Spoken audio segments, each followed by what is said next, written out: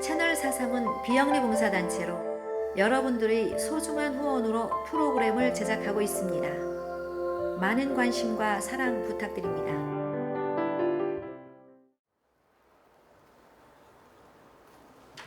예, 오늘 강의를 하게 된 주철입니다. 만나서 반갑습니다.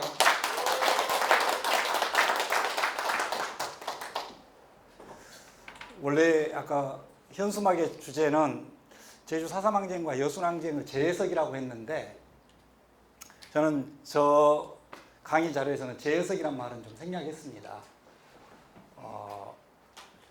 어차피 역사는 해석하기거든요. 해석. 사료를 바탕으로 해서 어떻게 역사적 관점을 갖고 해석하냐라는 문제이기 때문에 재해석이란 말이 꼭 굳이 필요 없을 것 같아서 생략을 했습니다. 저는 이제 방금 우리 김순우 교수님이 말씀했다시피 저 전공은 이제 1945년 8월부터 우리가 해방된 날이죠. 해방에서부터 이제 1960년대까지 시기를 집중적으로 좀 공부를 하고 있습니다. 그러면 이제 이 시기를 집중적으로 공부한 이유가 지금 이제 최근에 벌어지고 있는 여러 가지 문제들도 결과적으로는 이 해방 정국에서부터 60년, 쉽게 말하면 1공화국입니다. 이승만의 이 1공화국에서 모두 다 태생되었다고 생각을 하고 있습니다.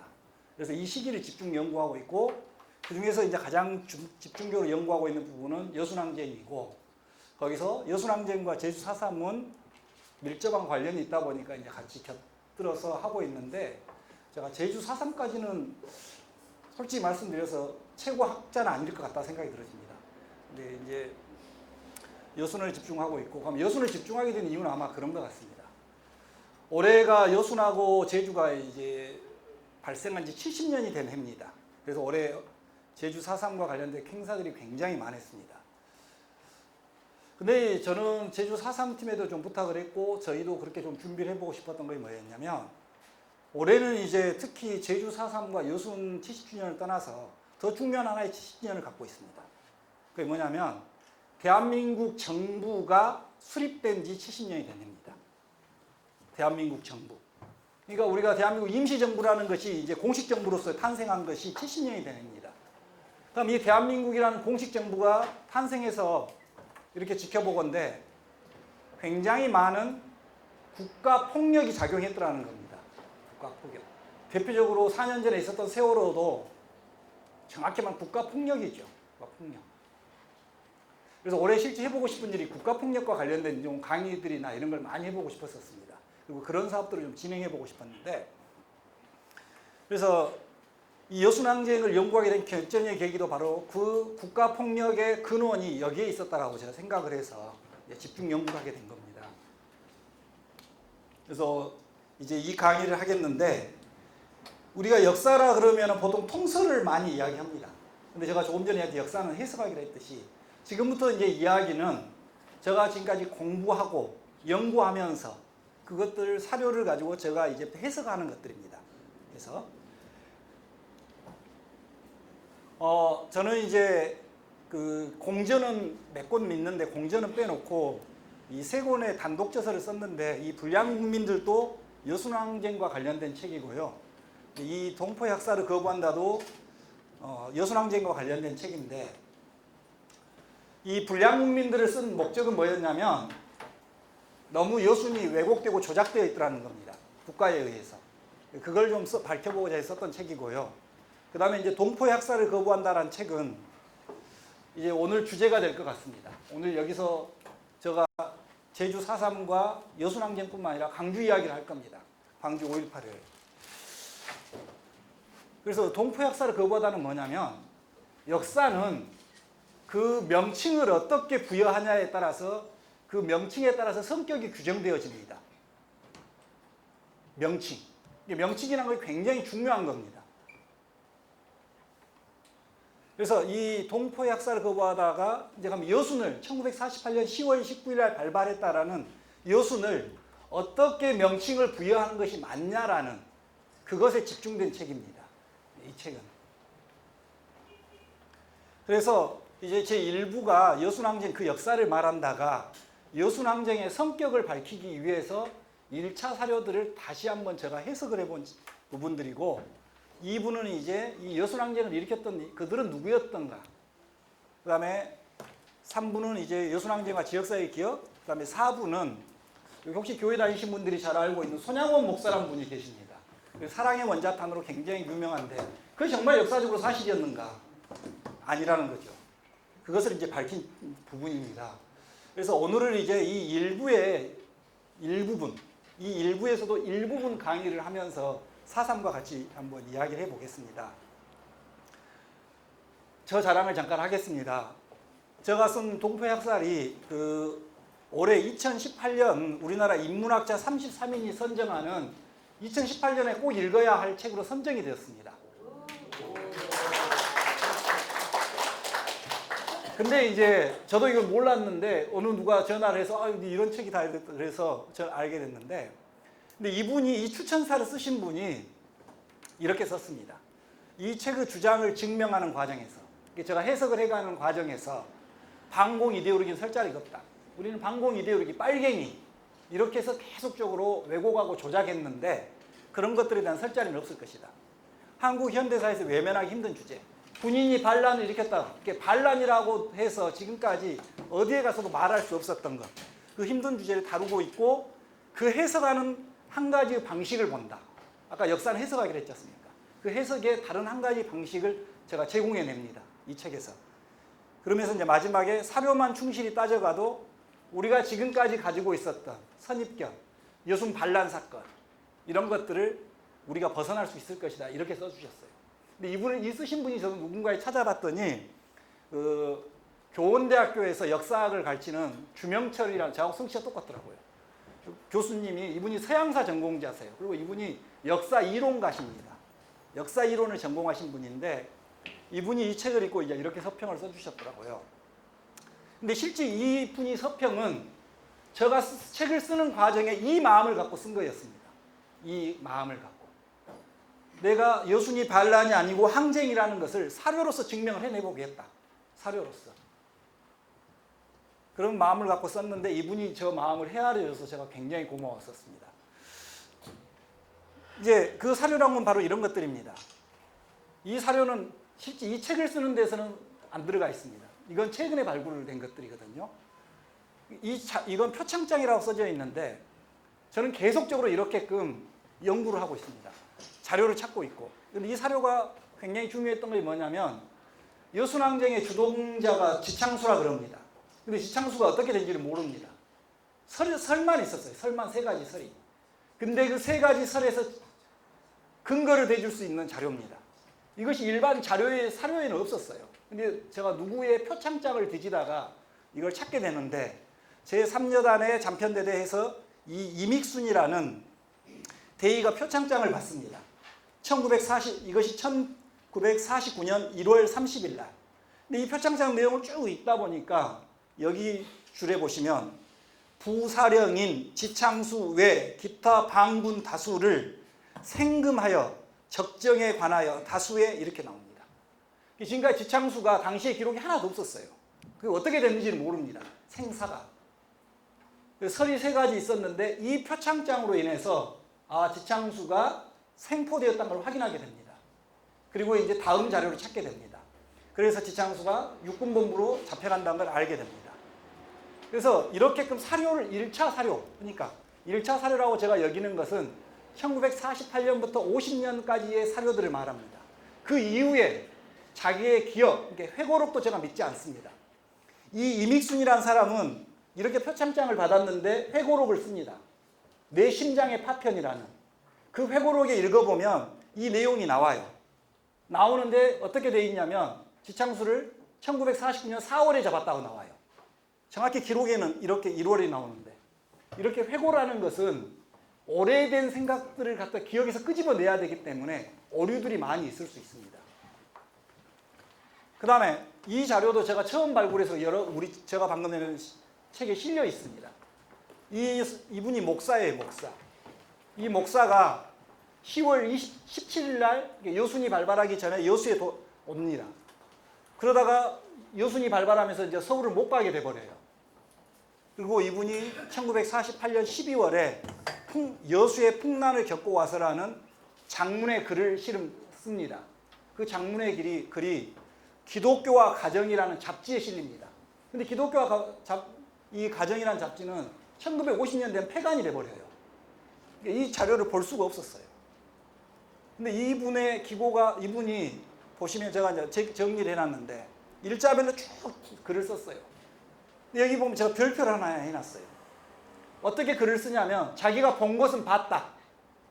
보지 않은 것은 진출했다고 들었다고 이렇게 쓰는 겁니다. 그래서 이런 기록들, 그래서 당시의 1차 사료들을 가지고 이렇게 점검을 해가는 겁니다. 예를 들어서 경향잡지 1948년 12월 5회 이 윤울수라는 분이 신부예요. 천주교 신부로서 종교 유문단을 이끌고 여수를 오는 사람입니다. 이 기록 언어에도 손양원이가 이렇게 여수 사람들이나 이 반란을 일으켰던 사람들이 기독교인을 학살했단 말이 하나도 나오지 않아요. 한번 읽어봐 보시면 교우 몇 명이 반란군에게 밥을 해주었다는 명목으로 총살. 자, 교우 몇 명이 반란군에게 밥을 했다고 총살됐으면 누가 죽인 겁니까? 반란군이 죽인 겁니까? 뭘 유추해낼 수 있어요? 군 아니면 경찰이 죽인 거 아닙니까? 그렇죠? 기타 교회와 일반 교중은 무사하다. 이런 1차 사료들을 가지고 이제 제가 이 동포의 학살을 거부했다는 걸 썼다라는 것을 말씀을 드립니다. 그러면 이제 제주 4.3 항쟁과 여순 항쟁을 좀 보겠습니다. 그 보기 전에 혹시 강의를 들어야지 여러분이 질문을 하실 수 있겠지만 궁금하신 거 있으실 거 아닙니까? 강의를 안 들어서 아직 질문을 못 하실 것 같습니까? 아니면은 강의를 듣기 전에 나는 이런 거에 좀 궁금하다. 혹시 질문하실 분 있으십니까? 예. 저는 어제 여기 참석하려고 생각하면서 어제 제일 궁금했던 내용이 저 어렸을 때 교회 다니던 그 손양호 목사에 대해서 굉장히 많이 뭐 원수를 사랑하라 하는 그런 사랑의 원자타 해가지고 그 부분에 대해서 굉장히 각인이 오래돼 있었거든요. 그래서 그 부분이 사실관계가 과연 맞는가 하는 부분을 하고 그다음에 이제 또 사랑의 원자타는 거, 사랑과 원자타는 굉장히 어떻게 보면 상충되는 거, 사랑하는 거하고 원자탄이라는 건 뭐 이렇게 사람을 살상하는 무기인데 거기서 어떤 그런 모순의 어떤 그런 부분을 기독교에서 어떻게 해석을 하는지 하는 그런 부분들에 대해서 좀 궁금했습니다. 예. 또 혹시 예.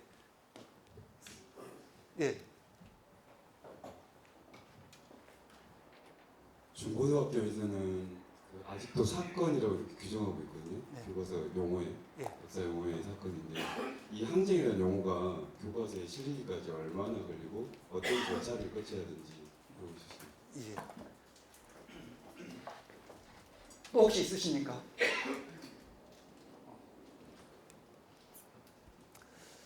첫 번째 질문을 답을 지금 해드려야 될 것 같습니다. 왜? 강의 안 나올 것 같으니까. 근데 두 번째 것은 강의에 나올 것 같습니다. 손양원 목사는 저희가 기억이 아직도 또렷이 사랑의 원자탄이라는 당시 반공 영화를 학교의 학생 영화로 봤습니다. 학생 영화로. 아마 저 또래 되신 분들 다 그러셨을 것인데 그래서 이제 손양원 목사는 이런 거죠. 두 아들이 쉽게 말하면 반란군 청년에게 죽임을 당했다. 그래서 그 반란군 아들을 자기 두 아들을 죽인 사람을 양자로 삼았다 그거죠. 양자로 삼았다. 그래서 사랑의 원자탄이다. 이런 이야기죠. 근데 이 두 아들은 독실한 기독교인이고 어떤 행위도 하지 않았는데 그냥 이 반군들이 교회 다닌다라는 이유만으로 죽였다. 이 내용입니다. 이제 그리고 손양원 목사가 그 두 죽인 아들, 즉 안재선을 양자로 삼았다. 이 이야기입니다. 그것이 이제 사랑의 원자탄이라는 영화로 만들어집니다. 첫 번째, 양자로 삼는 건 확실하게 맞습니다. 그럼 제가 뭐가 거짓말이다 그러냐? 당시 손양원의 두 아들은 그냥 기독교인이라서 죽은 것이 아니에요. 우리 해방에서부터 6.25까지 가는 과정에는 자익과 우주익이 있었는데 자익들은 이제 탄압으로 해서 지하에 들어가 있었죠. 지하에. 그러면 학생으로 보면 자익단체는 이제 우익단체는 학년이라는 전국학년이라는 단체가 있었고 그 다음에 우익단체는 민주학생동맹이라는 민학이 존재합니다. 민학이. 근데 미군정이 들어오면서부터 자익의 탄압으로 인해서 우익 학생단체들만 열심히 활동을 합니다. 그리고 이들이 테러를 저지릅니다. 테러를. 대표적으로 손양원의 두 아들이 순천사학교를 다녔는데 그래서 이들이 그냥 기독교인이라서 죽은 것이 아니라 이 손동인이 큰 형인데 이 학년의 주요한 멤버입니다. 그리고 학년에 이끌었던 주요한 단체가 기독교연합학생회예요. 기독교학생연합. 그래서 이 손동인이 바로 기독교학생연합의 회장이에요. 회장. 그래서 이들은 실질적으로 여순이 이를 발발하기 전까지 우익이란 힘에 의해서 굉장히 많은 테러와 린치를 가한 집단들이었어요. 기독교인이라서 죽인 것이 아니라 자기들의 행위에 대한 보복을 당한 형태들입니다. 그 다음에 그래서 손양호는 그래서 그 죽인 안재선을 그러면 양자로 삼았는데 진짜 안재선이가 죽였냐? 그건 알 수가 없어요. 왜? 이렇게 쭉 서 있는데 저 뒤에서 5명이 총을 쐈어요. 그럼 누가 쐈는지 누구 총에 맞은 죽은지 모르잖아요. 근데 안재선이가 잡혀서 있어 보니까 어떤 걸 느끼게 되냐? 아, 내가 저 사람을 죽였다 그러면 나가 살아날 것 같다는 느낌이 들어요. 그러니까 안재선이가 내가 쐈다고 말하는 거예요. 그래서 내가 죽였다라는 안재선이는 살아나고 나머지는 가서 처형을 당한 거예요. 그래서 실제 안재선이가 죽였는지 안 죽였는지는 몰라요. 최근에 이제 우리 역사학계 굉장히 유명하신 이만열 선생님이라고 계세요. 이분은 뭐라고 발굴을 했냐? 안재선이가 개입된 것이 아니라 형이 개입되어 있다. 이렇게 이야기하거든요. 두 번째 이제 그럼 안재선이를 그렇게 양자로 삼았어요. 손양원 목사가. 그럼 어떻게 해야 되겠어요? 보호해 줘야 될 거 아니에요. 근데 손양원 목사는 자기 부흥회에 이 아들을 데리고 다니 양자를. 이 아들이 우리 아들 둘이를 죽였는데 내가 양자로 삼았다. 전 세계 사람들에게 대놓고 이놈이 살인마라는 걸 지금 현재 말하고 있는 거예요. 살인마. 그래서 지금 현재 손양원 기념회에 가면 딱 그 사진이 걸려 있어요. 자랑스럽게. 그래서 손양원 목사가 1950년 9월 28일 처형을 당하고 난 다음에 안재선은 그 장례를 치러주고 무인도에 들어가서 합니다. 무인도에. 살인자라는 이미 세상 사람들이 다 알아버렸는데 살 수가 없게 된 거죠. 그래서 저 책의 사부를 읽으면 굉장히 자세하게 써져 있습니다. 손양원 목사와 관련돼서는. 한번 읽어보시고요. 이제 항쟁의 이야기는 지금부터 한번 시작을 해보겠습니다. 제주는 제일 앞에 폭동이라 불렀습니다. 폭동. 그 다음에 사건이라 그랬고 지금 현재 여기에 멈춰 있습니다. 여수는 반란이라 했습니다. 반란. 그다가 지금 와서는 여수 순천 11구 사건. 여수와 순천 지역의 10월 19일 날 사건이라 합니다. 그걸 줄여서 우리가 여순 사건이라고 합니다. 거기도 이만큼 딱 와 있습니다. 이만큼. 광주도 그랬죠. 광주도 저 앞에는 뭐라 했습니까? 광주 사태라고 했죠. 근데 지금은 뭐라 그럽니까? 광주 민주화 운동. 이제 그건 한번 이따 이야기해요. 그래서 현재는 여기에 머물러 있습니다. 그러면 역사에서 공식적이라는 용어가 있냐? 역사는 공식적인 용어가 존재하지 않습니다. 다만 국사교과서에서 어떻게 용어를 정하냐에 따라서 일반적으로 취급해 주는 겁니다. 공식적인 용어가 아니라. 예를 들어서 여러분 동학혁명이라고 동학농민전쟁이라고 들어보셨죠? 동학농민전쟁은 교과서에 뭐라고 써져 있습니까? 동학농민운동이라고 써져 있어요. 동학농민운동. 근데 동학농민운동이 특별법이 만들어져요. 그 특별법은 어떻게 되어 있는지 아십니까? 동학농민혁명특별법이에요. 운동과 혁명은 다릅니다. 이따 설명을 할 겁니다. 그러니까 교과서에는 운동이라고 했지만 그 법을 만드는 사람들의 관점에서 보니까 이 운동이 아닌 것 같아요. 그래서 혁명으로 이렇게 명칭이 되어 있어요. 또 한 가지 광주 이야기를 해볼게요. 광주는 법으로 뭐라고 되어 있습니까? 법으로 5.18 민주화 운동이라 되어 있어요. 그죠? 근데 5.18 기념재단 홈페이지라든가 사업회들은 뭐라고 써놨냐면 5.18 민중항쟁이라 써놨어요. 민중항쟁이라고. 이게 광주 시민들이 인식하거나 연구자들이 인식하기는 항쟁으로 인식하고 있어요. 근데 법으로는 민주화 운동이라 되어 있어요. 그래서 어떤 것이 딱 공식적인 용어다는 건 아닙니다. 다만 교과서에 써놓은 걸 일반적인 용어라고 말합니다. 일반적인 용어. 그럼 그 일반적인 용어가 다 맞는 거냐? 저는 그렇게 않다고 봅니다. 그래서 여기서도 마찬가지. 지금은 여순 사건, 제주 4.3 사건이라고 해놨는데 이제 여러분 숙제를 드리겠습니다. 강주분들이기 때문에 거의 다 대부분이. 과연 이거는 이제 아니라고 여러분들이 인정하시죠? 광주 사태 아니라고 그러시죠? 광주 사태라면 기분 나쁘죠? 네. 그럼 저도 마찬가지입니다. 반란 사건이라면 기분 나쁩니다. 뭔 말인지 아시겠죠? 아니 광주 사태라 했고 광주 시민들을 폭동군이라 했죠. 폭도라 했죠. 폭도라고. 그러면 여러분의 숙제를 지금부터 드리겠습니다. 민주화 운동은 무슨 개념인데 국가가 법을 만들면서 민주화 운동이라 했는가? 그리고 왜 광주 시민들이나 연구자들은 민중항쟁이라 그러는가? 강의를 드리면서 숙제를 꼭 해결하시기 바랍니다. 그 차이가 분명히 있을 거라 그 말이죠. 근데 이거는 제가 좀 엇나간 이야기를 한번 해보면 뭐하고 굉장히 관련이 있냐면요.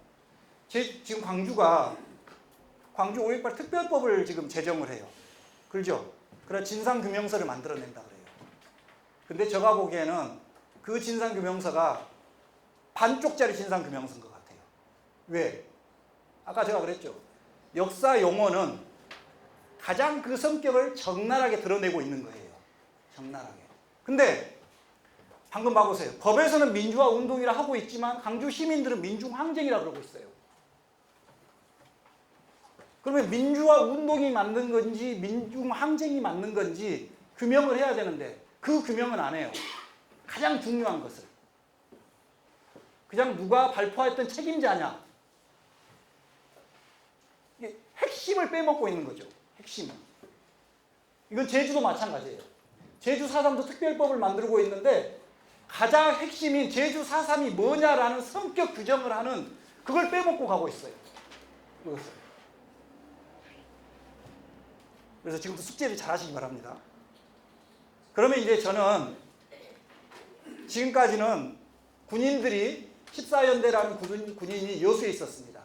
여수에 주둔하고 있었던 14연대 군인이 제주도 출동 명령을 받습니다. 너 제주도 출동해라.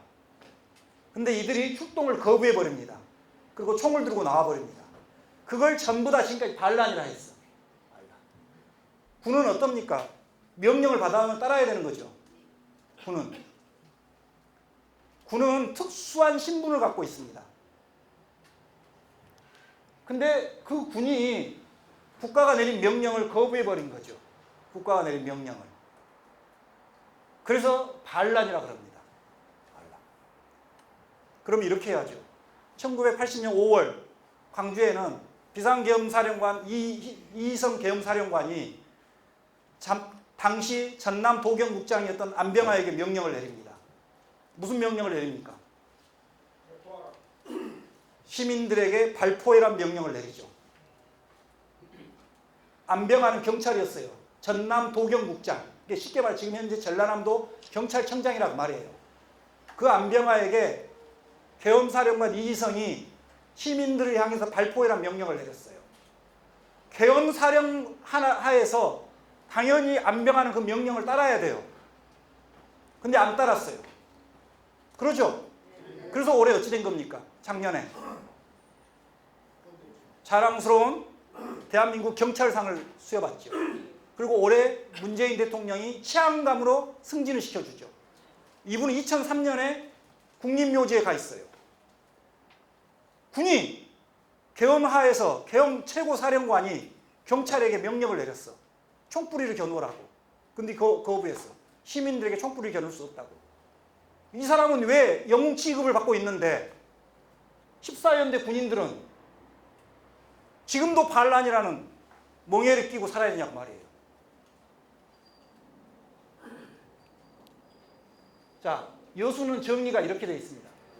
48년 10월 19일 여수 제14연대의 제주 4.3 사건 진압을 위한 출동 명령을 하달하자 이에 반대하는 14연대 군인 약 2,000명이 반란을 했다. 그럼 이제 실제 이들이 들고 나온 것이 반란인지 아닌지 따져봐야 되죠. 첫 번째, 역사 용어에서 사건은 존재하지 않습니다. 사건은 사회적으로 문제를 일으키거나 주목을 받을 만한 뜻밖의 일입니다. 그래서 여러 형태를 전부 사건이라 그래요. 그러면 역사라는 것은 이 뜻밖의 일 중에서 아주 중요한 걸 역사라 그럽니다. 자, 그래서 사건은 역사 용어가 아니다. 여순 사건이라고 하면 안 된다 그 말이에요. 여순 반란이라 그러든지 항쟁이라 그러든지 뭐라 붙여야 돼요. 우리 역사를 봐보세요. 임진왜란, 이모군란, 갑신정변, 동학농민운동, 울미사변, 광주학생 쭉쭉 명칭이 붙어져 있어. 해외를 가더라도 마찬가지예요. 어디에도 사건이라는 명칭이 붙어 있지 않아요. 어디에도. 근데 이제 왜 사건이라고 붙이고 있냐? 이게 반란이 아니다 그러기도 그러고, 반란이다 그러기도 그러고, 중립적 시각이라는 거예요. 중립적. 중립이 왜 필요하냐고 말이죠. 중요한 건 사건은, 인사이더들은 사건의 용어가 아니다라는 거예요. 이 강의를 제가 작년 제주에서 했는데, 제주에서 강의를 받으러 오신 분 중에 제주 4.3 평화기념재단에 학수를 맡으신 분들이 계셨어요.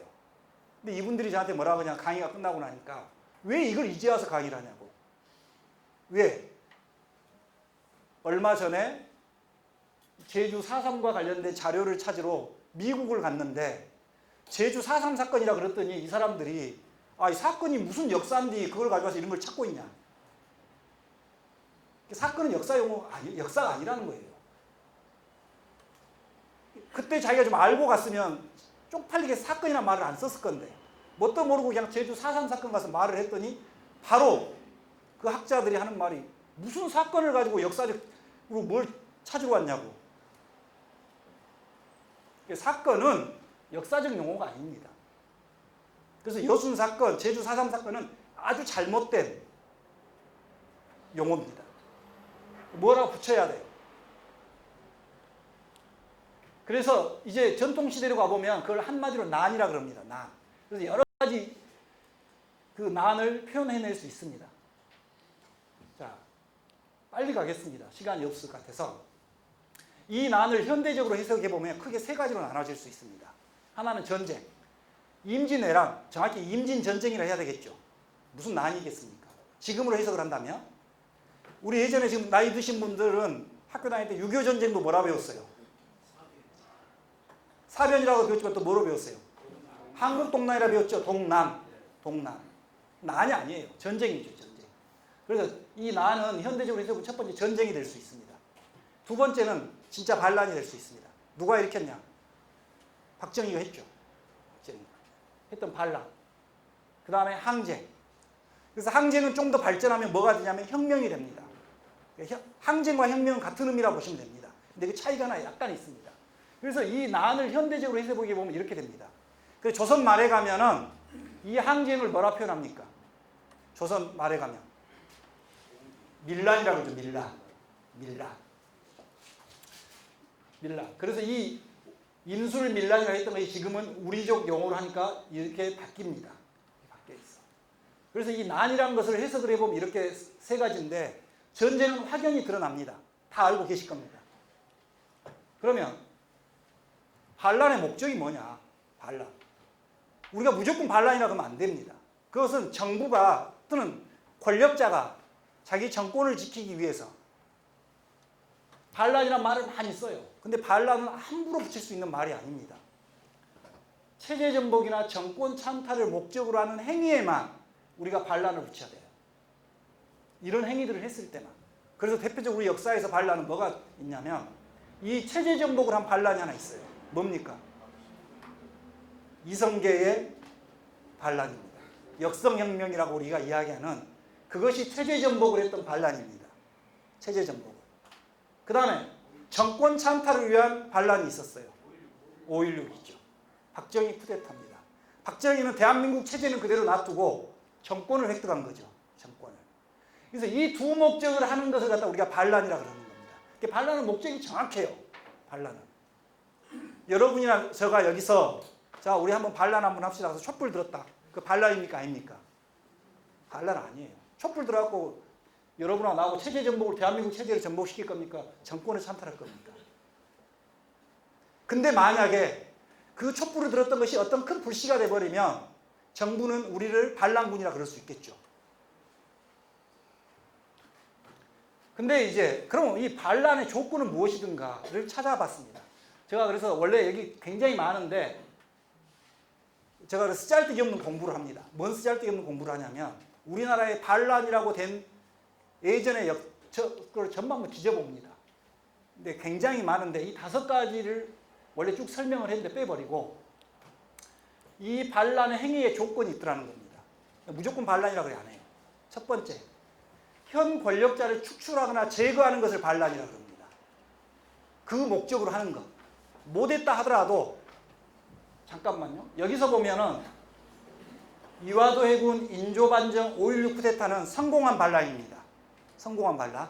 그 다음에 이괄의 난과 이인자의 난은 실패한 반란입니다. 실패한 반란.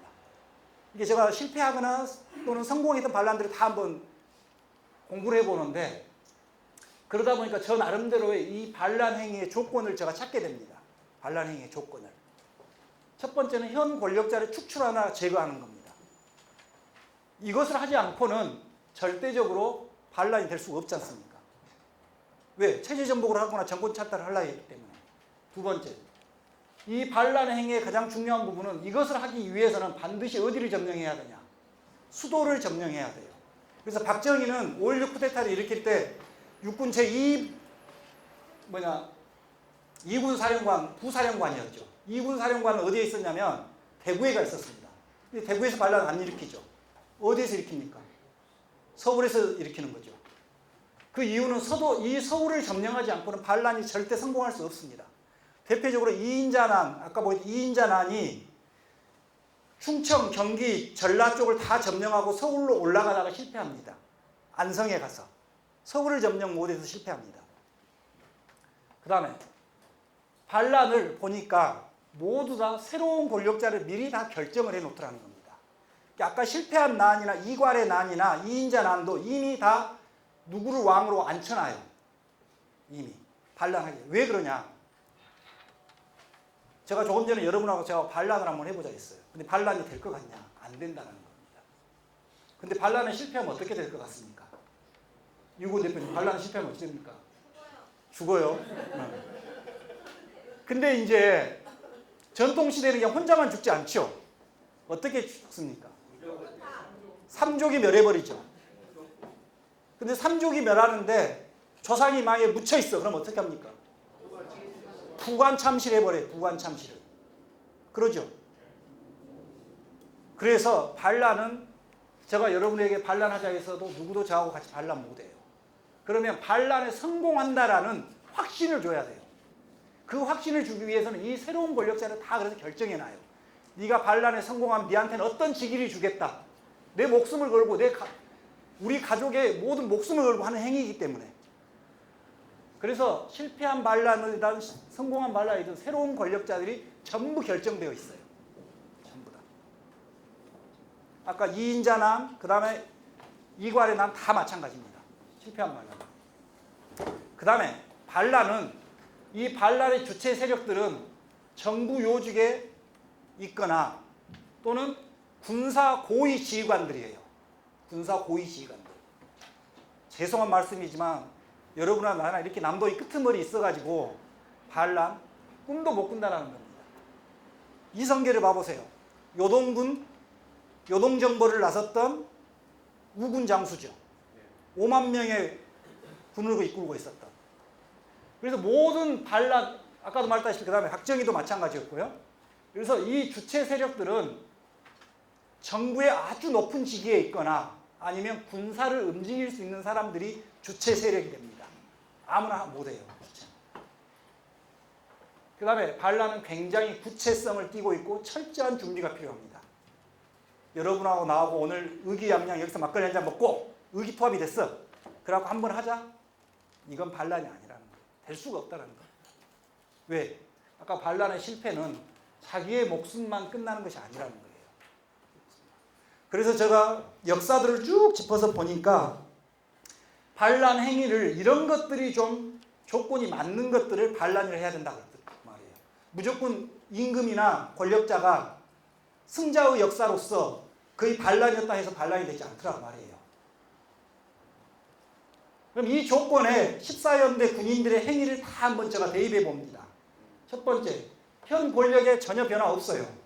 두 번째, 14연대 군인들은 목적이 서울이 아니었어요. 목적지가. 지리산이었어요. 지리산. 목적지가. 그 다음에 새로운 권력자를 전혀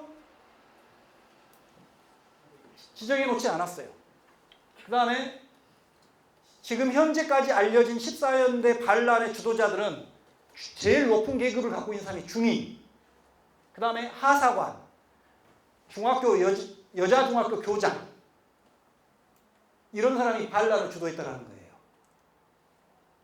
그 다음에 5일 전에 제주도 출동을 알게 되면서 그걸 거부하게 됩니다. 그래서 금방 그 5가지의 성격의 부합을 놓고 보면은 하나도 부합하지 않는 겁니다. 그래서 반란이 안 된다는 겁니다. 자, 그러면 이제 이 14연대들이 반란이 아니라고 대입해 봤는데, 아까 이제 제가 여러분한테 질문했던 겁니다. 광주 문제. 이제 광주로 다시 한번 가봅시다. 항쟁과 운동은 완전히 성격이 달라요. 항쟁은 뭐냐면 지배 권력의 부당한 억압 또는 불법적 행위에 대한 집단적 대중적 실천 행위예요. 다시 말할게요. 지배 권력에 대한 부당한 억압 또는 불법적 행위에 대해서 맞서 싸우는 것을 항쟁이라고 합니다. 운동은 그것이 아니에요. 그래서 지금부터 광주 시민들이 1980년 5월 18일이 부당한 권력에 맞서서 싸웠던 행위였다고 한다면 진상규명에서도 민주화 운동이라 쓰지 않고 광주 민중항쟁이라 써야 돼요. 자, 다수 또는 복수 주체들이 함께 행위한다는 점에서 집단적 대중적이라는 거. 그래서 항쟁은 절대 개인적인 행위가 안 돼요. 개인적인 행위는 항쟁이 안 됩니다. 집단적 대중적 행위예요. 그 다음에 집단적 저항적 실천이 역사적으로 정치적으로 널리 의미가 확인되어 기록될 만한 사건, 5.18은 기록될 만한 사건이라 생각되면 항쟁이라고 하는 겁니다. 대중이 지배담론의 질서에 대응하여 집단적이고 전면적으로 저항 실천을 한데, 여기에 이제 중요한 것이 하나 들어있어요. 중요한 것이. 뭐가 들어있냐? 제가 여기 한 가지 안 쓴 것이 있어요. 항쟁은 반드시 무엇인가를 수반해요. 항쟁은. 뭘 수반할 것 같습니까? 예? 피요? 또요? 돈. 또요? 항쟁은 반드시 뭔가를 수반하고 갑니다. 뭘 것 같습니까? 금방 피가 거의 근접했어요. 희생. 예? 무장. 우리 저기 꼬마 학생. 예? 예? 복수? 항쟁은 반드시 뭘 수반하냐면 폭력을 수반해요. 폭력을. 세계 역사가 그렇게 돼 있어요. 자, 첫 번째 역사를 해드릴게요. 동학농민항쟁. 동학농민은 어떻게 일어납니까? 동진강의 수탈, 그 물세에 대한 수탈에 대해서 전봉준을 중심으로 한 이들이 고부관할을 쳐들어가거든요. 그럼 우리는 지금까지 고부관할만 쳐들어갔다고 기억하는데, 그 고부관할을 쳐들어갔으면 어떻게 했겠어요? 누구를 죽였겠어요? 고부를 지키고 있었던 수성군들을 죽였죠. 그리고 고부를 점령하고 나서는 어떻게 합니까? 무장 한평 영광으로 내려오죠. 전부 관할을 습격해버려요. 그리고 그 다음 4월에 다시 진주성을 습격해버려요. 그래서 엄청난 사람이 죽죠.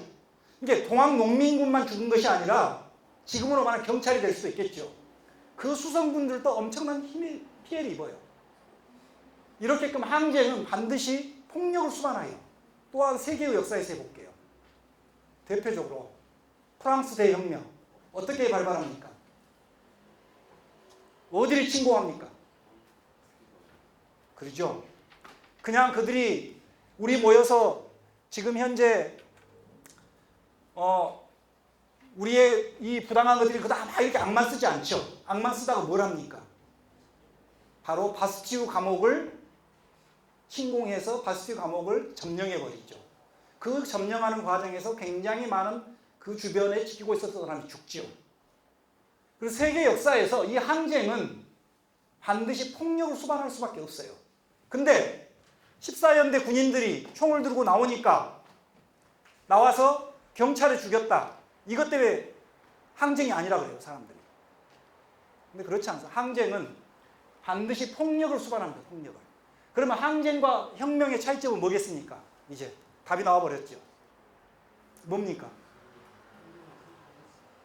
혁명은 성공했죠. 항쟁은 실패했죠. 근데 혁명은 그 성공을 했지만 뭐가 전제가 따라갑니까? 혁명은 성공했지만 이걸로 인해서 사회가 변화가 돼버린 거죠. 변화가. 자, 이게 동학을 연구하신 분들 중에서 두 가지 관점으로 봐요. 운동적 관점과 혁명적 관점으로 보는데 이 혁명적 관점에 주안을 두신 분들은 뭐냐면 동학으로 인해서 뭐가 나옵니까? 갑오개혁이 나와요. 갑오개혁. 그 갑오개혁에서 뭐가 나와버립니까? 신문제 폐지가 나와버려요. 신문제. 조선이 500년 동안 가져왔고 고려가 500년 동안 가져왔고 조선을 지배했던 신문제를 폐지해버리죠.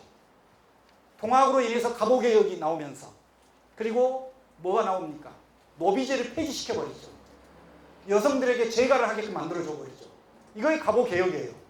그래서 동학을 혁명이라 그러신 분들은 사회의 대변화를 일으켰다. 신문제 폐지라는 여기에 핵심을 두신 분들은 동학을 혁명이라 그럽니다. 근데 동학이 근본적으로 갑오개혁을 이끌지는 않았다라고 주장하면서 그것은 운동이라 주장하시는 분들이 있어요. 자, 그럼 이제 운동은 뭐냐를 따져봐야 되죠. 아까 봐요. 우리가 프랑스를 대혁명이라고 한 이유는 뭡니까? 무슨 변화가 일어나 버렸어요, 프랑스에서? 그러죠. 왕정이 무너져 버렸죠. 왕정이 무너지고 뭐가 세워집니까? 공화정이 세워지죠, 공화정. 우리는 지금 대한민국이라는 민주공화국에 살고 있지 않습니까? 왕이 주인이 아니라 시민이 주인이라는 우리는 왕정 시대에 공화정 시대에 살고 있어요. 그래서 프랑스 대혁명이라 그런 이유는 바로 왕정이 무너져 버린 게 서구에서. 그럼 이제 근데 우리가 하나 이해할 것은 지금하고 똑같아요. 예전에 하고. 이 항쟁이라는 것은 저항인데 정소에서 등소에서 항쟁으로 발발합니다. 그럼 정소는 뭐냐면 개인 행위예요. 지금 우리가 1인 시위 하시잖아요. 어떤 것이 불만이 있으면 1인 시위를 하는 것을 조선시대에서는 그걸 정소라고 한다. 정소. 그리고 몇몇이 모여서 집단적으로 야 이거 우리 좀 문제가 있다 이렇게 제기하는 문제를 등소라 그럽니다. 이것이 안 됐을 때 이게 뭘로 나타나냐면 항쟁으로 나타나요. 그래서 항쟁은 뭘 수반한다? 폭력을 수반해요. 그래서 폭력을. 그냥 폭력으로 가는 것이 아니라 이런 전단을 꼭 거쳐오더라는 겁니다. 역사에서 보니까. 그럼 이제 운동은 뭐냐? 운동은 추구하는 가치를 위해 개인 또는 다수의 행위입니다. 가치나 이념입니다. 내가 갖고 있는 가치나 이념을 실현하는 행위를 운동이라 그래요. 독립운동, 독립항쟁이라고 하지 않고 독립운동이라고 하는 것은 독립이라는 가치, 나라를 찾아야 된다는 그 가치에 행위를 했기 때문에 독립운동이라고 그러는 겁니다. 근데 이 운동은 다수의 행위로도 이루어지지만 개인으로도 이루어져요. 근데 아까 항쟁은 절대 개인이 안 돼요. 독립운동 대표적 윤봉길 의사가 혼자서 하죠. 혼자서 폭탄 던져버리죠. 그렇지 않습니까? 그래서 운동은 다수 행위로도 이루어지지만은 개인적인 행위입니다. 개인으로도 이루어집니다. 개인으로도. 그러면 운동은 지속적이며 연속성을 띈 실천 행위예요. 이 지속성이 굉장히 길어요.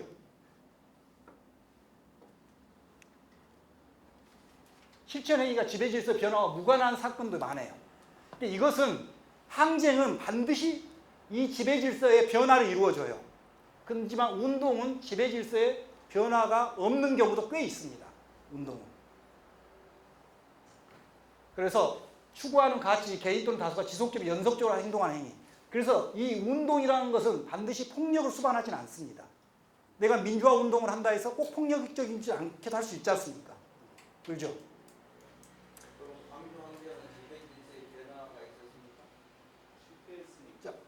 자, 이제 여기서 방금 이제 질문 좋게 하셨습니다. 자, 봅시다. 그러면 광주는 운동이 맞을까요? 그러면 항쟁이 맞을까요? 여러분이 한번 생각을 해보면 뭔 것 같습니까? 항쟁 같습니까? 네. 항쟁. 방금 마지막에 의정이로 보는 안 맞죠? 이 부분. 이거 하나는 아니지만 다 나머지는 맞죠? 그죠, 선생님?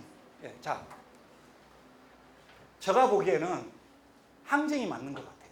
근데 여기서 이제 하나 의문이 이거예요. 국가가 이걸 몰랐을 것 같아요? 저는 국가는 충분히 알고 있었다 봅니다. 그럼 왜 국가는 민주화 운동을 했을 것 같습니까? 예?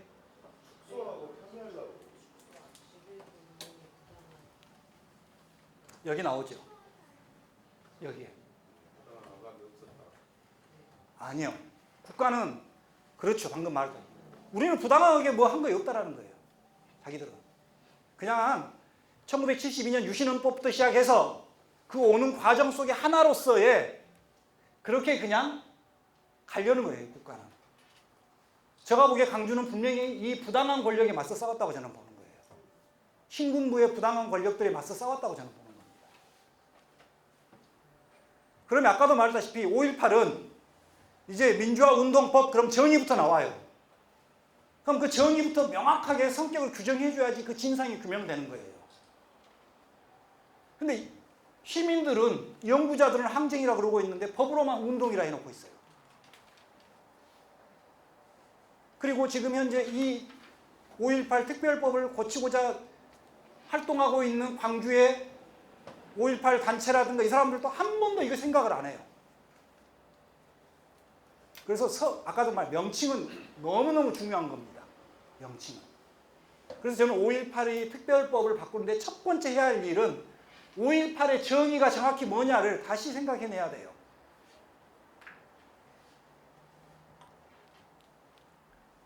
자, 이제 빨리 넘어가야 될 것 같은데 아까 그랬죠. 여기 하나 보죠. 폭도 지리산 입방지. 이것이 뭐냐면 1948년 10월 22일 날 자유신문에 나온 내용입니다. 여순 관련된. 여기 보면은 자기를 순천을 떠나 북진 중에 있는 방구는 지리산을 도주하자 했으나 광군 압박으로 인하여 할 수 없이 갈 길을 잃고 다시 이 반란을 일으켜놓고 서울을 가지 않고 이렇게 제주도로 아니 지리산으로 들어가요. 이게 반란 아니에요. 반란 아니에요. 넘어가겠습니다. 빨리빨리. 여수서역까지가 지금 KTX를 타면 여수서 서울까지 2시간 한 4, 50분이 갑니다. 4, 50분. 1948년에 우리 이 광주에서 서울까지 기차를 타면 몇 시간 걸렸을 것 같습니까? 광주에서 서울까지. 네? 10시간? 16시간 걸렸다고 나옵니다. 기자가 글을 써요. 16시간 걸려서 광주에 도착했는데 이렇게 씁니다. 아, 그때 비둘기가 어디 있고 새마을이 어디 있고 KTX가 어디 있습니까? 그냥 기차. 그래. 기차 탔죠. 아, 맞습니다. 예, 석탄을. 그때는 석탄으로 갔던 진짜 기차입니다. 예. 그럼 여수에서는 얼마나 걸렸겠어요? 20시간이 훨씬 넘게 걸렸겠죠. 반란은 될 수가 없습니다. 넘어가겠습니다. 이제 여기서 10월 29일 날 서울신문에 보면은 이번 반란 사건은 여수 14연대 군대가 반란을 일으키는데 민중이 호응한 것 같이 일반은 인식하고 있는 모양이나 사실은 그렇지 않다. 이게 사실이에요. 근데 전남 현지에 있는 자익군자들이 계획적이고 조직적으로 소련 10월 혁명 기념일을 계기로 일대 혼란을 일으키는 음모에 일부 군대가 합류했다. 그러니까 제주도 출동을 거부했던 14연대에서 반란이 촉발된 것이 아니라 전남, 그래서 이 당시에는 전남 반란 사건이 있어요. 전남 반란 사건. 전남 현지에 있는 자익분자들이 반란을 일으켰는데 그게 일부 군인이 개입했다 이렇게 해요. 왜 이렇게 보도를 했을까요? 부풀리려고요. 그것도 맞는 거죠. 또요. 우리 저 꼬마 학생 왜 이렇게 했을 것 같아요? 모르겠어? 의도입니다. 의도. 뭔 의도가 숨겨져 있는 것 같습니까? 공산주의. 아닙니다. 뭐냐면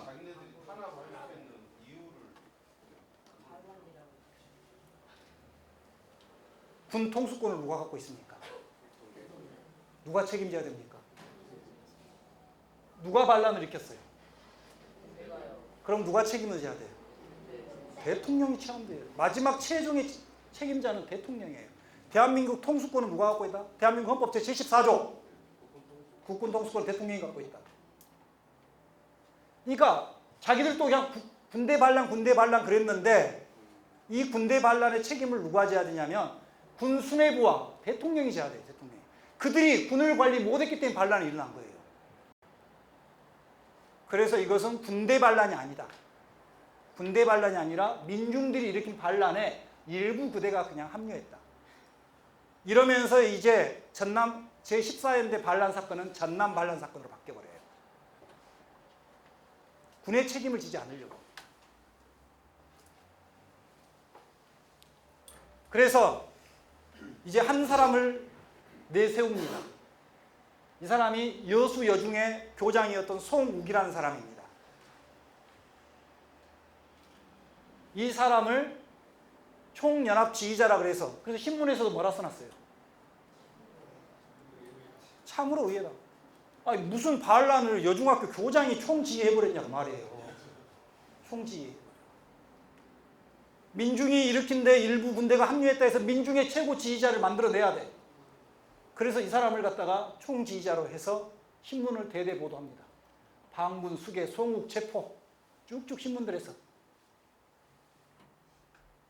그래서 이제 이때부터 제14연대 반란 사건은 전남 반란 사건으로 바뀌더니 여수 순천 반란 사건으로 바뀌는 겁니다. 여수 순천 반란 사건. 군의 책임을 지지 않게 하기 위해서. 자, 이걸 이렇게 만들면 이렇게 됩니다.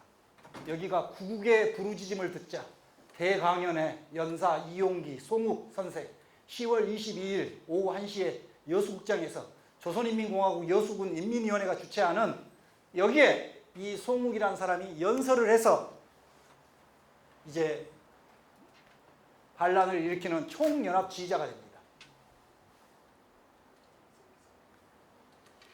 근데 이거 잘 보인지 안 보이는데 근데 제가 한 2주 전에 아까 제가 지창수라는 그 표창장 보여드렸죠. 그 문서하고 이 문서를 2주 전에 제가 발굴을 합니다. 그 책에는 안 나와 있어요. 부산신문에서 1948년 11월 3일부터 11월 5일, 6일 세 차례에 걸쳐서 동란의 여수를 보고라는 기사를 1편, 2편, 3편을 이렇게 싣습니다. 3편을. 저도 송욱이 체포돼서 죽었을 거라까지만 책에 씁니다. 그 과정을 저도 잘 모르고. 근데 이 기자가 얼마 재밌게 기사를 쓰냐면 여기 읽어집니다. 문제의 인민군 총지휘자 여수 여중학교 송 씨는 사실무근하고 물음표를 써놨어요. 보이시죠? 네. 이 기자가 10월 26일 날 여수에 들어와서 보니까 여수 시내가 난리야. 그리고 그 다음날 가니까 이 송욱이라는 사람이 이 반란을 지휘했다 그래요. 그래서 이 사람이 뭘 하냐? 이 신문에 여기 써져 있어요. 당시 군의관 중위를 꼬셔서 변장을 해요. 변장을. 그래서 이 송욱이라는 교장이 지금 여수의 가장 유명한 관광지가 오동도죠. 그 오동도에 잡혀 있는 거예요, 이 송욱이. 그래서 이 기자가 군의관과 함께 변장을 해서 이 오동도를 들어가서 송욱과 만나서 일담을 나눈 겁니다. 이 기사가. 자, 이 송욱이 말한 겁니다. 오후 3시경에 여수극장 2층에 인치당하여 22일 하오 1시에 강연을 하라고 위협을 받아 부득이 하겠다고 말하고 집으로 돌아왔다. 이건 이제 쉽게 자익들한테 잡힌 겁니다. 22일 정오 12시경에 강연차 출두하라고 수명이 왔으므로 집안에 데리고 와서 원고 작성이 못 되었으니 며칠만 연기해달라고 광곡히 사정하였더니 승낙하여 줌으로써 강제 강연을 면하였다. 이렇게 기자가 쓰고 있습니다. 그래서 이 기사 내용을 읽어보면 송욱이 키가 165에서 167 정도 되고 이게 쭉 써져 있습니다. 그리고 기자가 뭐라 쓰냐면 전형적인 교육자 타입이다. 교육자. 그래서 이제 군의 반란을 민간의 반란으로 일으키게 하기 위해서 이 송욱이라는 교장을 통해서 여순 반란 사건이 되면서 이 사람은 목숨을 잃게 됩니다. 그러면 이제 반란이 아니고 항쟁이란 근거는 뭐냐? 반란이 아니면 항쟁이란 근거는 왜 이들이 이제 제 핵심은 이겁니다. 왜 군인이 명령을 받아서 명령을 수행해야지? 1980년 5월달 같이 7공수하고 11공수에게 명령을 내렸습니다. 너그 강주에 가서 전부 총칼로 강주 시민들 제압해라.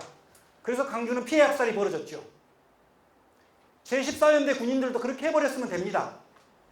그렇게 제주를 가버렸으면 그렇게 지겹도록 들었던 여순 반란 사건은 발생하지 않죠. 근데 이들은 이 출동 명령을 거부합니다. 출동 명령을. 자, 그리고 그들이 남긴 유일한 문서입니다. 그들이 남긴 애국인민에게 호소함. 여러분 책 뒤편에 있습니다.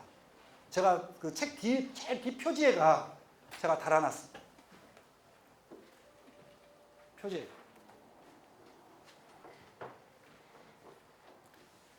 우리들은 조선인민의 아들, 노동자, 농민의 아들이다. 우리들의 사명이 국토를 방해하고 인민의 권리와 공리를 위해 생명을 바치한다는 걸 잘 안다. 군인의 사명이 뭐란 걸 써놨습니다.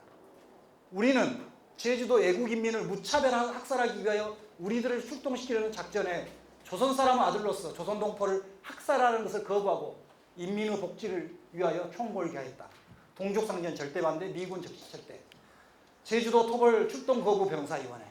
이렇게 해서 유일하게 이것을 붓펜으로 써서 10월 20일 날 여수 시내 곳곳에 부착을 합니다.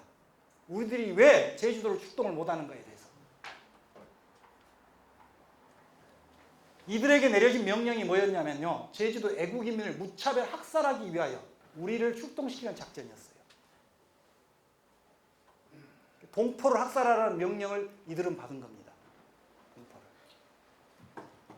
그러면 14연대 아까 우리 광주의 안병화처럼 국군 최고 수뇌부 제14연대의 연대장이 그 명령을 거부해버렸으면 굉장히 좋았을 거예요. 근데 아쉽게도 여수 14연대 연대장은 이 제주도 출동을 나가기 위해서 정부가 내려보낸 사람이에요.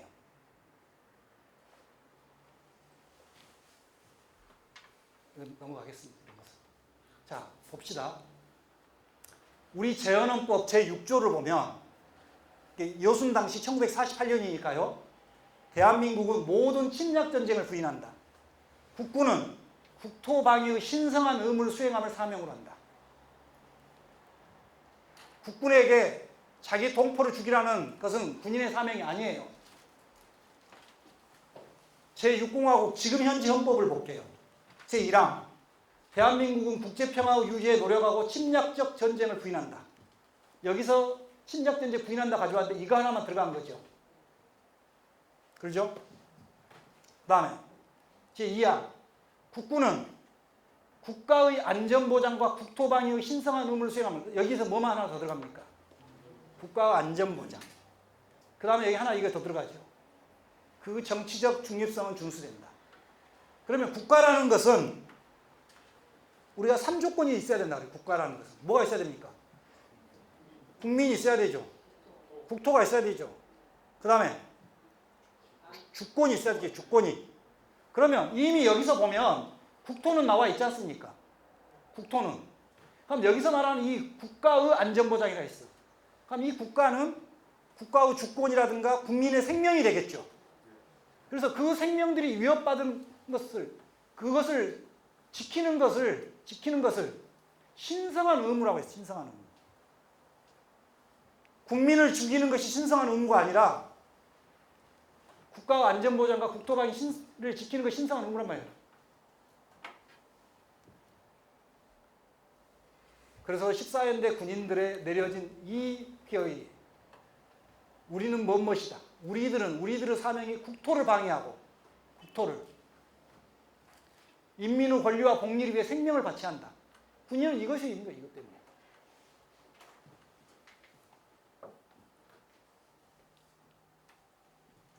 자, 그러면 이 제주도 이건 너무 시간 가니까 이거 빼겠습니다. 시간이 많이 지났네요. 그 다음에 그럼 이 14연대 군인들은 제주 상황을 어떻게 알아서 저렇게 동족상전을 반대하고 출동 거부를 했겠는가? 어떻게 알겠죠, 그것을? 과연 어떻게 제주 상황을 저렇게 잘 알고 있었는가? 지금과 같이 인터넷이 발달된 것도 아니고 언론이 발달된 것도 아니고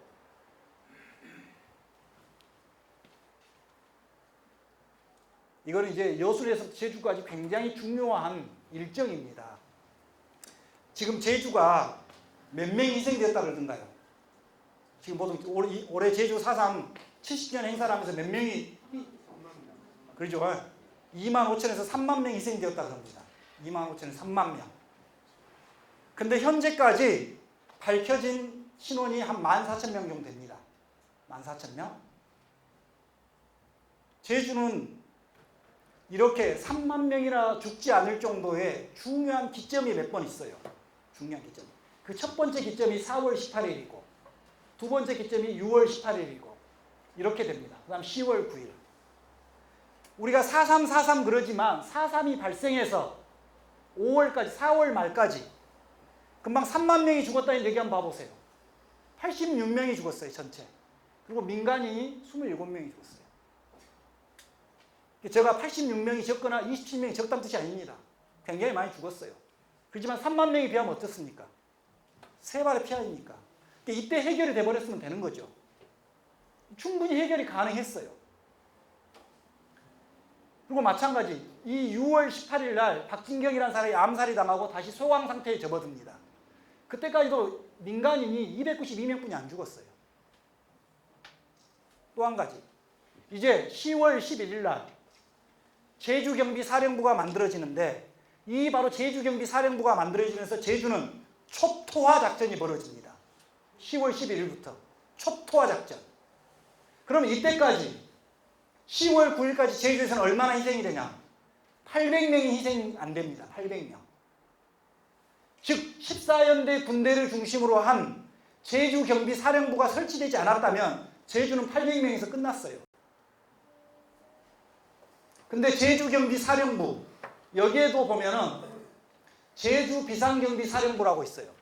여기는 제주경비사령부가 있고 이때는 누가 모든 걸 책임을 지냐면 경찰이 책임을 져요. 경찰이 책임진다는 말은 뭔 말입니까? 치안 문제예요. 치안. 우리가 여러분이 집회를 하거나 데모를 하고 있는데 군이 와서 여러분을 지나갑니까 지금? 경찰이 와서 질서 유지해 주죠. 왜? 치안이기 때문에. 근데 이때 드디어 제주경비사령부가 만들면서 사령관에 광주에 주둔하고 있었던 제5여단 김상겸이라는 대령을 여기에 앉히는 겁니다. 이때부터는 군이 직접 토벌작전을 감행해요. 토벌. 진압과 토벌은 달라요. 진압은 우리가 이렇게 하는 걸 진압이라고 한다면 토벌은 뭘로? 무기로서의 진압하는 걸 토벌이라고 합니다. 그래서 이때까지는 진압작전이었다고 한다면 이때부터는 토벌작전이 벌어져요. 그 토몰 작전의 이름이 바로 초토화 작전이에요. 초토화 작전. 예? 예. 그래서 이 제주경비사령부를 통해서 제주도를 초토화 시켜버리기 위해서 이 여수에 주둔했던 제14연대를 보내는 겁니다. 근데 이거 설명을 원래 해야 되는데 시간이 없으니 넘어가겠습니다. 첫 번째, 왜 어떻게 해서 알게 되냐? 이 첫 번째 기점에서 4월 28일 날 평화협상을 타결했던 사람이 누구냐면 당시 제주에 있었던 제9연대 연대장 김익렬이라는 중령이 무장대에 들어가서 협상을 타결짓고 내려와요. 그래서 72시간 내에 한라산에서는 전부 다 총을 쏘지 않는다라고 협상을 하고 내려와요. 이 김익렬이라는 중. 근데 김익렬이가 5월 5일 날 해임이 돼버려요. 해임. 하필이면 근데 이 사람이 해임이 돼서 어디로 와버리냐? 어디로 온다? 바로 제14연대 연대장으로 옵니다.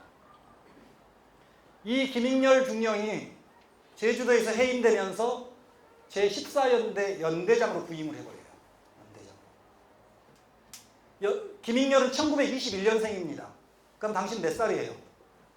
1948년에 일어났으니까. 27, 우리 나이가 하면 28이죠. 28에 연대장을 달았어요. 14연대에 지금 현재 반란군이라고 하고 있는 지창수, 김지혜, 홍순석이 전부 다 25에서 23살이에요. 같은 동년배죠, 동년배. 이 사람이 부임을 해요. 자, 이것은 김익렬이가 제주에서 당시는 모병제였습니다. 지금은 징병제죠. 우리 여성분들 징병제, 모병제 아십니까? 예. 여성 무시한 거 아닙니다. 군대를 안 가신 것 같아요. 그래서 한번 읽어보시면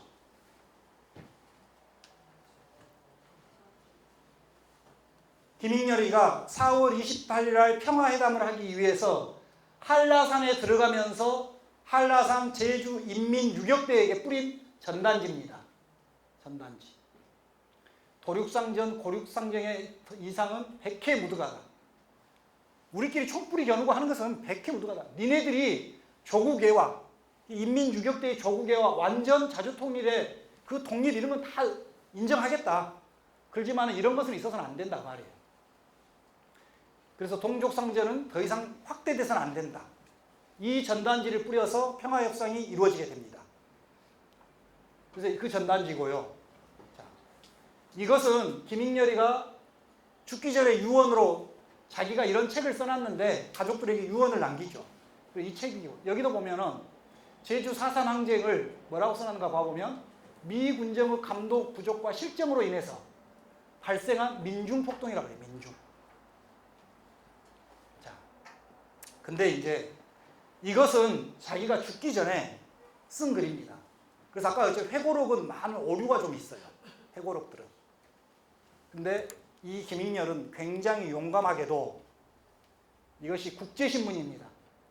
국제신문에 1948년 8월 7일, 8월 8일 날 3번의 기고를 합니다.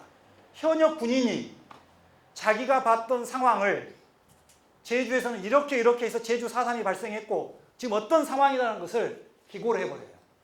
저는 당시에 아마 제가 군인이었으면 절대 저런 글 못 씁니다.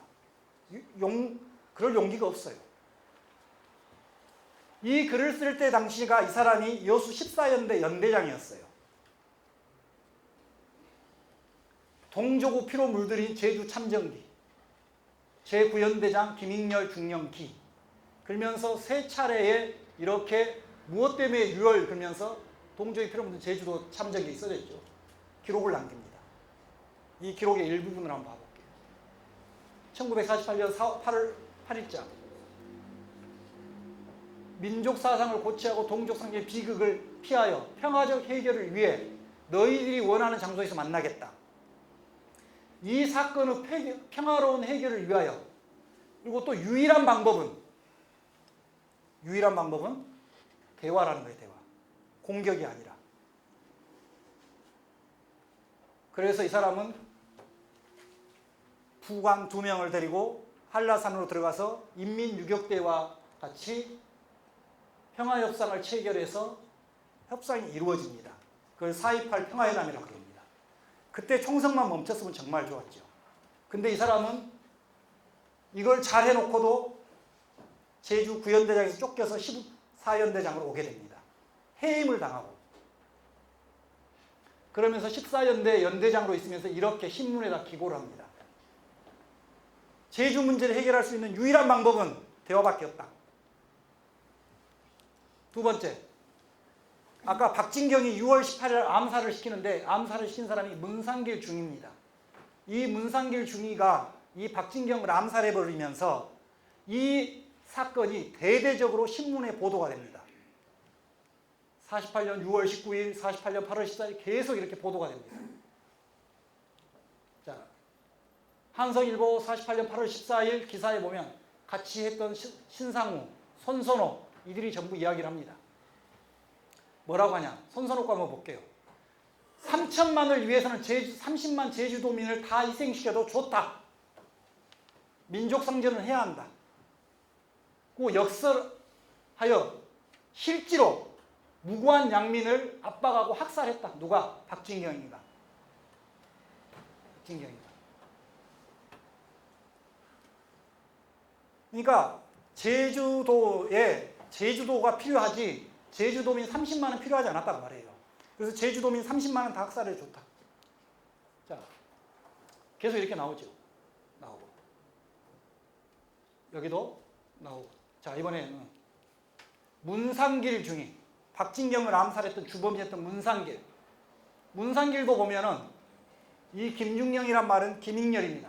김익렬 중령은 동족상전을 피하는 방침에 찬동한데 이 박대령은 30만 도민을 동족상전으로부터 건지기 위해 이 사람은 전부 이 30만 도민을 죽이려고 온 거예요.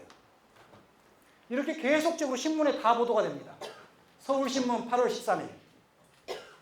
그래서 문상길이가 박진경을 암살하면서부터 6월에서부터 시작해서 신문이 언제까지 나오냐. 자, 이건 뭐냐면 문상길이가 법정에서 사형을 언도받습니다. 각 단체들에서 사형을 감형해 주라는 성명서들입니다. 사람을 죽이는 행위는 잘못됐지만 그가 한 것은 온당하다는 거예요. 그래서 여기 한번 보면 문상길 중이 손선호 상사의 총살형 목격기 1948년 9월 23일 날 손선호와 문상길이가 총살을 당합니다. 이때까지 6월부터 9월 23일까지 문상길의 박진경 암살은 신문을 도배를 합니다. 도배를 해요.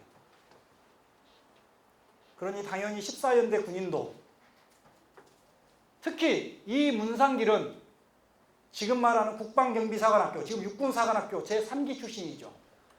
박정희가 2기 출신이고 문상길이가 3기. 그 다음에 여수 14연대 반란의 주동자라고 알려진 김지혜, 홍순석이가 바로 이 문상길과 같은 상기생들입니다. 이러면서부터 전부 다 14연대 군인들도 지금 제주에서 어떤 일들이 있는지 알게 됐죠. 또 하나. 당시 세 번째, 국군 지휘부가 본 제주 상황은 어떻게 됐는가? 국군 지휘부가 1948년 9월 1일자 조선중앙일보 쭉쭉 읽어보면은 현지 당국에는 전혀 사전 연락이 없이 당국 측이 치안 조치라는 게 뭐냐면 제주 사태의 수습을 평화적으로 하고 있었는데 그걸 포기하는 것을 암시하고 있더라고 말이에요. 암시. 이 근본 응원 경관들이 징파할 아까 제가 말했던 10월 11일 날 제주 경비사령부를 만드는 이런 작업들을 진행하고 있어요. 이것은 현지 당국과는 전혀 사전 없는 일이다 말이에요. 이제 여기로 봅시다. 이 사람이 박진경이가 죽고 나서 그 다음으로 제주의 구연대장으로 오는 최경록이라는 당시 연대장입니다. 그 연대장이 바로 신문에 실습니다. 쭉 읽다가 보면 여기 마지막만 읽어볼게요. 자, 사령 끝으로 제주도 수습 사태에 있어서 무력 해결로서는 절대 불가능하다는 것을 역설한다. 이 기사가 기예요. 제주도는 무력으로는 절대 해결이 안 된다는 것을 구연대 연대장이 이야기를 하고 있어요. 7월에. 또 하나. 제5여단 참모장 오덕준 중령이 갑니다. 그럼 5여단은 뭐냐면 당시 우리나라에는 원래 도별로 이렇게 하나씩 연대를 뒀어요. 연대를. 제주까지 해서 9연대가 있었어요. 하나, 둘, 셋, 넷, 다섯, 여섯, 일곱, 여덟, 아홉 개. 근데 48년 5월 4일 날 연대가 하나, 둘, 셋, 넷, 6개가 더 만들어집니다. 연대가. 그래서 11연대, 12연대, 13연대 이렇게 14연대는 여수에 만들어지고 15연대는 마산에 만들어지고 이렇게 있어요. 총 몇 개 연대입니까? 15개의 연대가 있습니다. 그럼 이 15개를 국방부가 다 지휘하기 힘드니까 여단을 이렇게 만들어요. 1여단에서 3개를 묶어서 1여단. 그래서 5여단에는 광주의 4연대하고 제주의 9연대하고 여수의 14연대가 바로 이 5여단 소속입니다. 5여단. 그러니까 광주에 5여단이 있었는데 그 5여단 속에는 4연대, 9연대, 14연대가 속해 있는 거예요.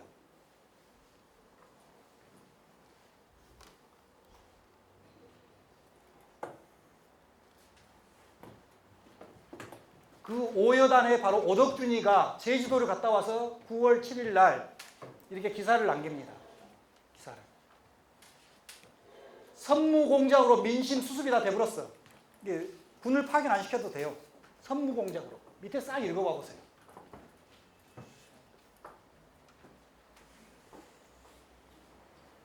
자, 도민들의 왕성한 근로정신은 모두가 본받아야 할 점이다. 나는 앞으로 건군에 있어서 근로정신을 모범하도록 할 작정이며 광주로 돌아가는 제주도에 대한 인식을 철저하게 할 것이다. 이미 의무반이 전부 나가서 농촌 활동을 하면서 이미 수습이 싹 돼버렸어요. 제주도는. 제주도. 군을 파견 안 시켜도 돼요. 또 한 가지. 이제 당시 우리나라 육군 총참모장이 정일곤이란 대령이에요. 정일곤. 박정희 때도 이름 많이 나오죠. 정일곤이. 그 다음에 해군 총참모장 김영철이가 제주도를 갔다 옵니다. 그리고 또 기자들하고 이렇게 기자를 해. 새로운 작전을 계획 중이고 이렇게 해요. 근데 제주도 현 상태는 예상했던 것보다 훨씬 평온하다.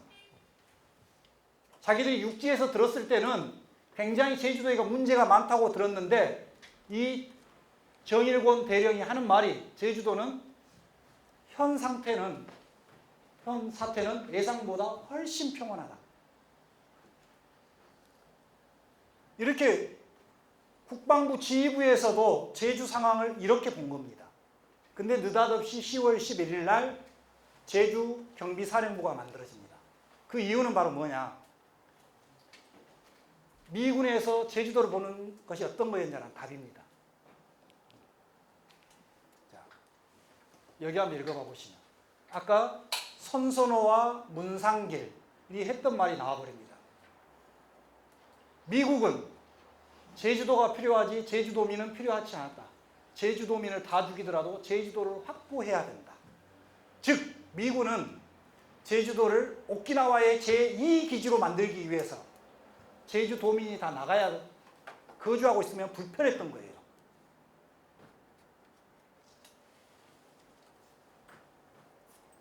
여러분 안재홍이 누군지 아시죠? 민세 안재홍. 미 군정 시절에 우리나라 민정장관을 했어요. 민정장관. 미 군정이라는 것은 미군이 전부 다스리는 거 아닙니까? 그 중에서 조선 사람으로서 가장 높은 직위를 갖고 있었던 사람이에요. 높은 직위를. 그 사람이 하는 말.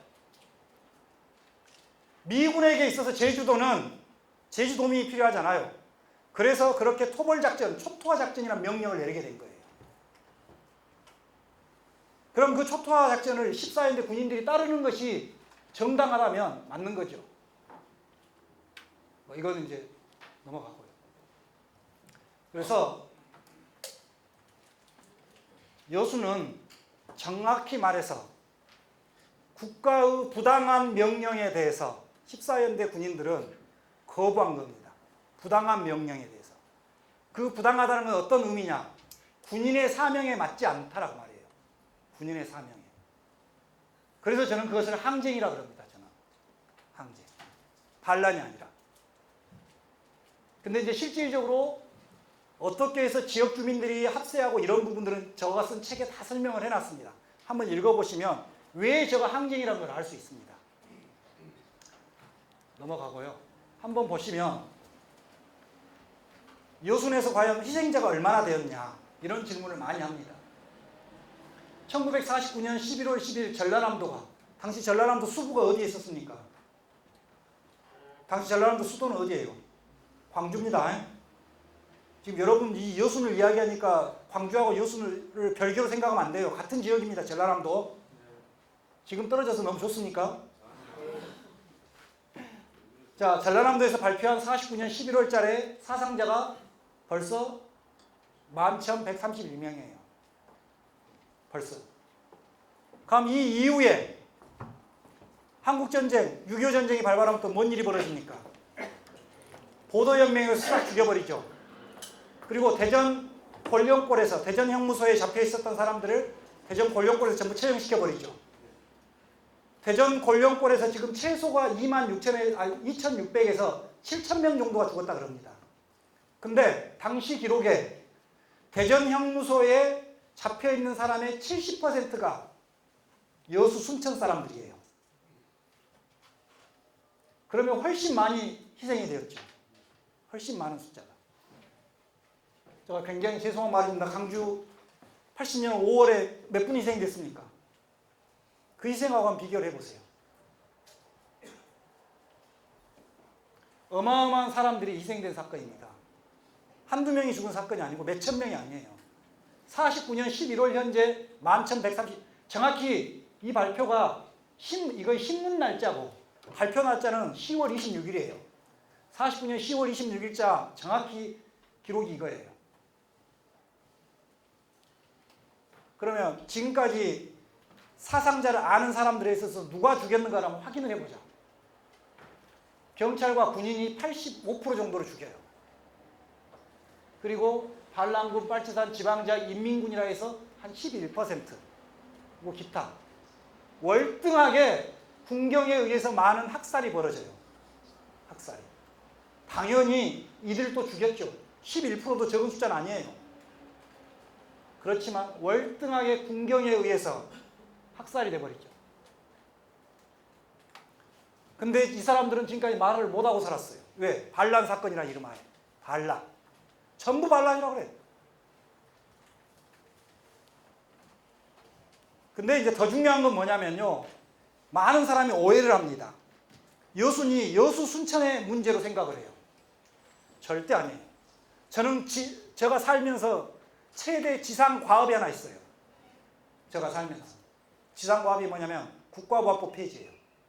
국가보안법. 개인이 갖고 있는 자유를 왜 헌법에서도 인정하고 있는데 국가보안법이 막냐 그 말이에요. 저는 지상 최대 과제가 국가보안법 폐지입니다. 이 국가보안법이 바로 1948년 12월 1일 여순으로 인해서 발생해서 만들어지죠. 그래서 사상과 이념과 모든 자유를 억압해버리죠. 학도국단, 국민보도연맹, 유숙계, 방공체제, 이분법 작사의 방공문화, 빨갱이, 끄떡한 빨갱이라고 해요. 빨갱이라고. 빨갱이가 뭔데 그렇게 빨갱이라는지 모르겠어요. 제가 뭘 했는지 저한테 빨갱이라고 하는지 모르겠어요.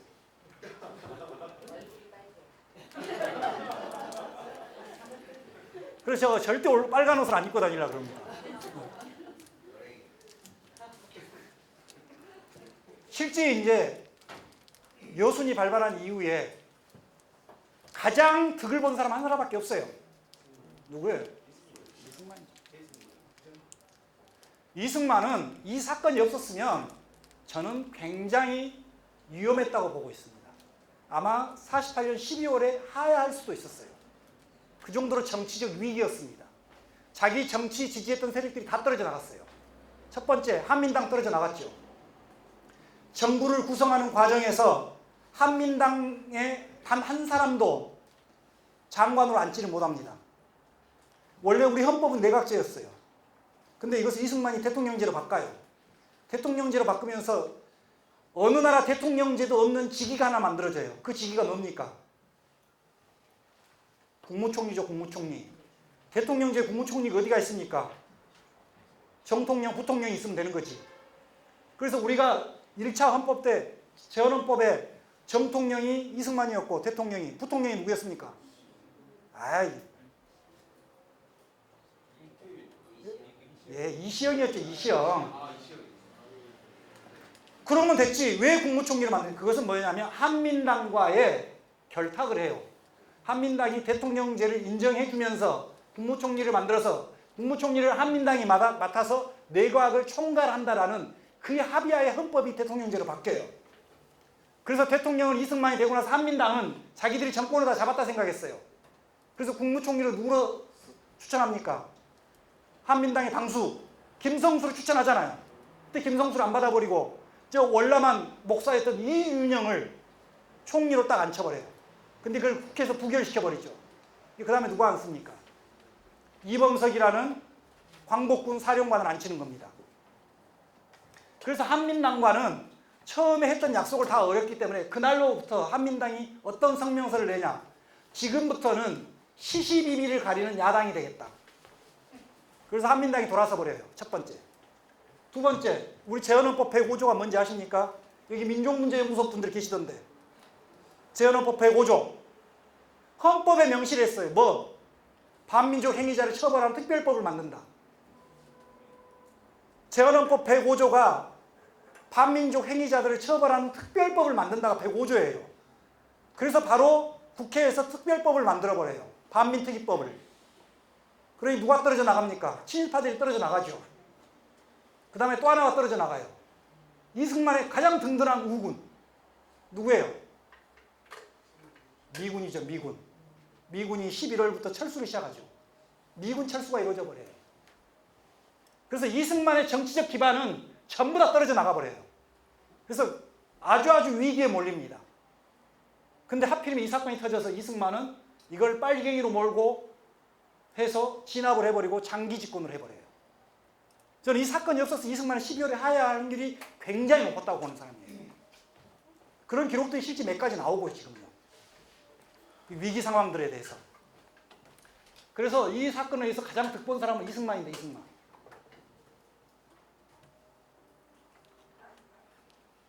넘어가겠습니다.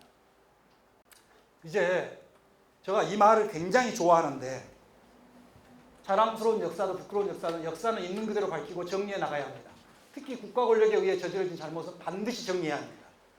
국가 권력은 어떠한 경우에도 합법적으로 사용되어야 합니다. 행사되어야 합니다. 그리고 그 일탈에 대해서 국가 권력의 일탈에 대해서는 특별하게 무겁게 다뤄야 한다. 특별하게. 저는 이게 국가의 존재라고 보는 겁니다. 권력의 존재고 법치국가를 하고 있기 때문에. 이게 누가 말했을 것 같습니까? 여러분이 너무 잘하신 분이 말했어요. 예? 지금은 돌아가셨어요. 이 말은 바로 2006년 4월 3일 제58주년 제주 4.3 유령제에서 노무현 대통령이 한 말이에요. 저는 이번에 제주 4.3을 우리 문재인 대통령이 연설하셨는데 이거 방송 안 해주셨으면 좋겠는데 빵점.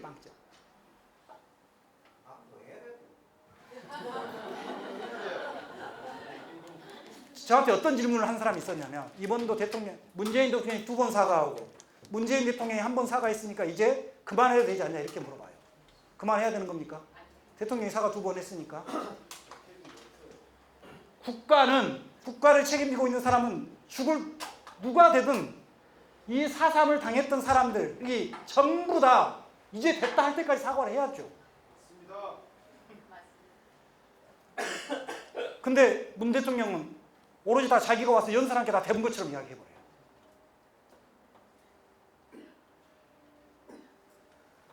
자기뿐만 아니라 그 다음 대통령 누가 되든 간에 지금 독일이고 여기에서 나치를 프랑스에서 나치 협력자들 지금도 추적해내듯이 몇십 년 지난 후에도 여기에 대해서 아직도 문제가 있다고 제기하면은 국가는 계속적으로 사과를 해야 돼요.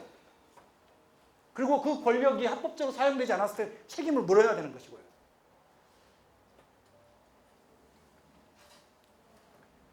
이제 올해 곧 있으면 여순입니다. 여순인데 저는 이제 여순도 특별법을 만들려고 굉장히 노력을 많이 합니다. 근데 이 법과 제도를 통해서 역사적 사실을 규명하는 것도 굉장히 중요한 문제입니다. 아까 그래서 광주가 지금 제주, 광주 뭐 특별법을 개정하고 이러는데, 근데 이것보다 더 중요한 것은 저는 뭐라고 생각하냐면 사람들이 그 역사를 제대로 기억하고 제대로 인식하고 있어야 돼요. 근데 잘못된 역사를 기억하고 있고 인식하고 있어. 아직도 국가 관점에서 국가가 써놓은 그대로를 답습하고 있어. 국가는 그 어떠한 경우에도 항상 어떤 의도나 계기를 내포하려고 그래요.